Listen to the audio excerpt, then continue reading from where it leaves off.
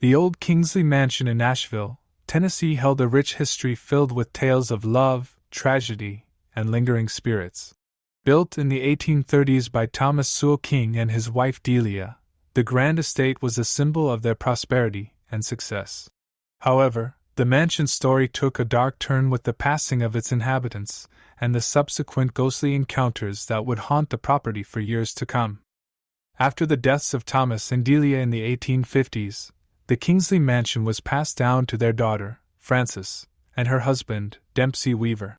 The Weavers, thriving in Middle Tennessee, raised generations of their family within the mansion's walls. But the echoes of the past would not be silenced.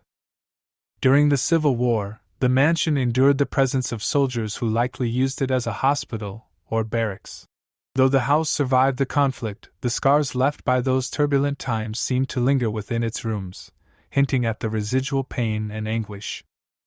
In the early 1900s, tragedy struck the Harris family, who had inherited the Kingsley Mansion.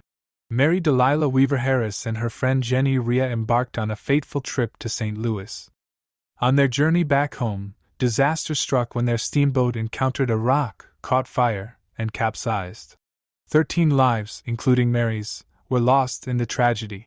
The news of the accident devastated not only the Harris family but the entire city of Nashville. Dr. Joseph Harris, left widowed by the horrific accident, continued to reside in the Kingsley Mansion until his peaceful passing in 1932. Weaver Harris, his son, inherited the property but would not enjoy it for long.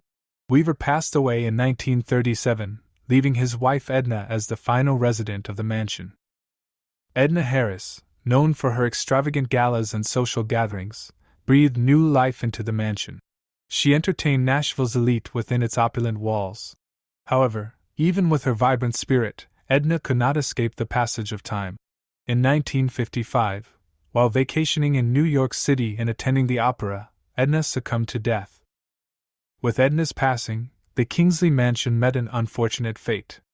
The city acquired the property for an airport expansion that never came to fruition. In 1959, the mansion was leased to a local church and transformed into the Fidelis Home for the Elderly. Sadly, the historic house was ultimately demolished, and the land was repurposed for commercial use.